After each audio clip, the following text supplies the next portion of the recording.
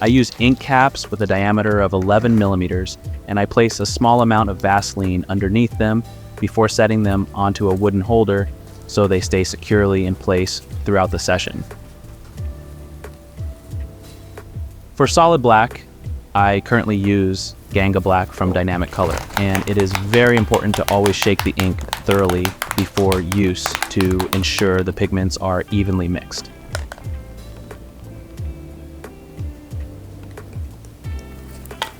For my Greywash, I either use Sumi 4 from IM Ink or Greywash 80 from Dynamic Color.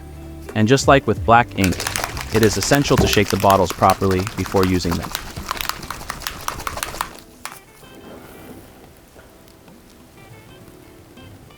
My gray tones consist of black, dark gray, medium gray, and light gray, which allows me to create smooth transitions and basically cover everything I need for my work.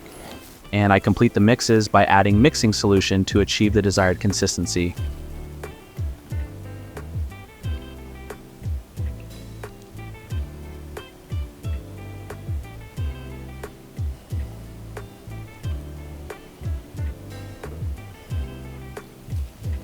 After setting up the caps, I use a mixer with the appropriate attachments to blend the ink thoroughly, making sure not to touch the bottom of the ink cap while mixing, and this results in what I consider the perfect gray wash, which I have used for countless tattoos with consistently great results. With the code fanitattoo, you get 10% off all products at Murostar.com, your tattoo supply store, and also at Dragonhawkofficial.com. All links and every product I personally use can be found in the video description below. And of course, you also get 10% off my entire online tattoo course with the same code. For this shading, I'm using a 3.3 millimeter stroke and working with 8 volts. I set the needle so that it extends approximately 2 millimeters from the cartridge. If you're curious which machine I use, it's the Mast Pro from Dragonhawk. I'm very satisfied with the machine and can highly recommend it. Let's move on to the technique. I start with pure black. I apply a thin layer of Vaseline so that I can wipe off the excess ink more easily later. I begin with the whip shading technique and try to create a very dark area with a gradient outward. Unlike the packing technique, for shading, multiple continuous passes are necessary, but don't worry, if you do it just like I do, no unwanted skin damage can occur. I'll also show the healed tattoo later in the video, and you'll see that it has healed perfectly. I would recommend buying some fake skin and just trying it out. On fake skin, more passes are probably necessary because it doesn't take the ink as well, but it's perfect for practice. With small circular motions, I fill in the little gap at the edge. Since I have a lot of experience, I work with the soft edge needle directly along the edges. Beginners can also use a round shader or round liner needle for the edges. It's much easier to work precisely with smaller needles.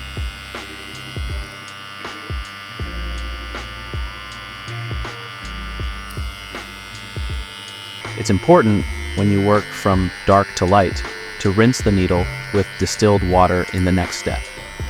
I mix the next shade of gray directly in the cartridge. The advantage of this is that even though I only have 4 ink caps, I can create 7 shades of gray.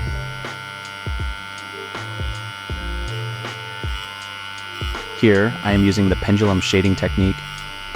It's my absolute favorite technique because it allows me to create super smooth gradients in all directions.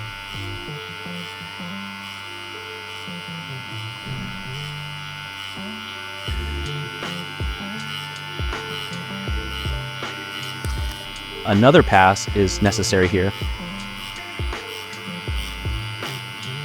By the way, I'm using a 23 Magnum soft edge needle here, but you can also use a 15 or 17 needle.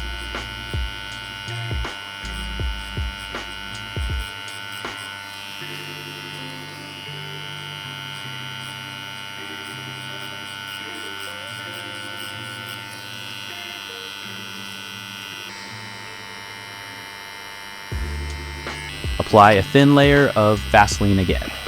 Once again, I'm using the pendulum shading technique and creating the next shade of gray.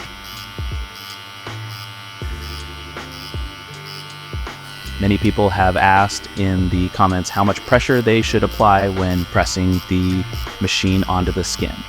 Since this is a matter of feeling, it's hard to explain, but I'll try. Make sure to apply only minimal pressure, especially on sensitive skin. Too much pressure can cause the shading to appear blotchy. It might sound a bit strange, but I believe that if you watch closely, you can roughly get a sense of how much pressure I'm using. Now I'm mixing the mid-tone directly in the cartridge again,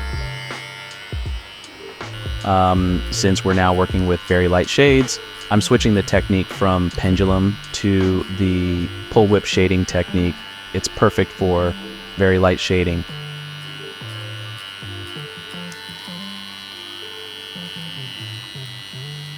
A great thing about this technique is that it's very gentle on the skin because the needle is being pulled.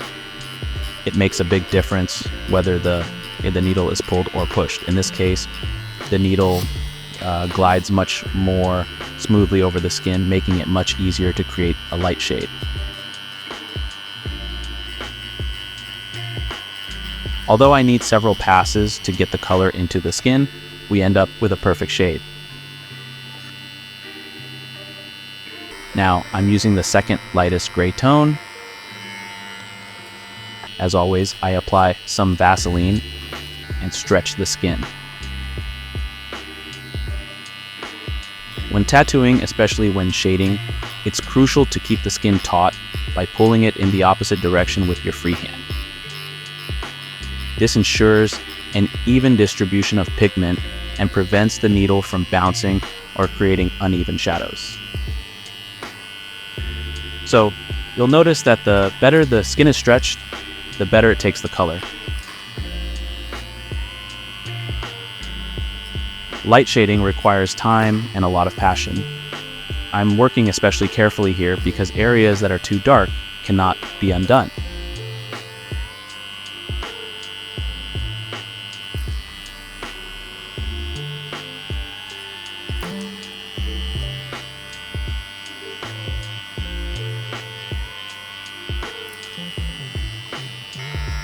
Once again, I'm mixing the ink directly in the cartridge, which in my opinion works perfectly.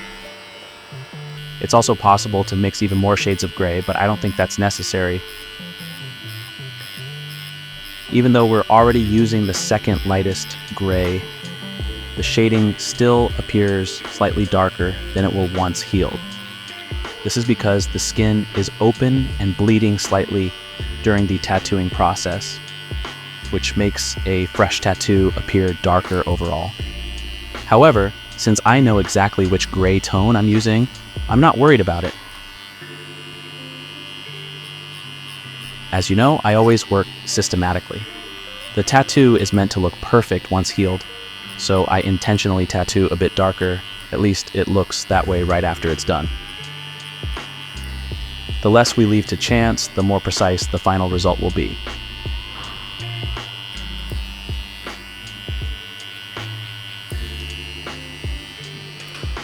Now, let's move on to the lightest shading.